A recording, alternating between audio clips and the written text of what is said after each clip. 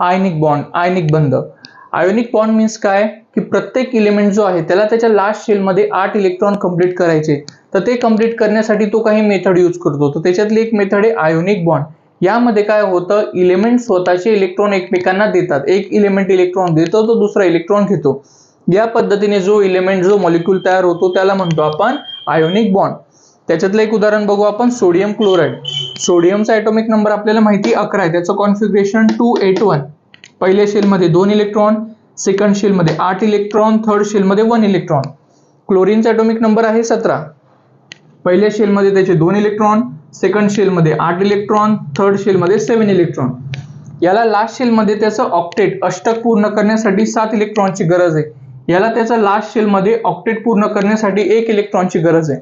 So easy काय, सोडियमला त्याचा 1 electron क्लोरीनला देणं का क्लोरीनकडून 7 इलेक्ट्रॉन घेणं. इझी हेच आहे की सोडियम काय करेल, त्याचा 1 इलेक्ट्रॉन क्लोरीनला देऊन देईल, जेणेकरून क्लोरीनचं ऑक्टेट काय होईल, कंप्लीट होईल. After that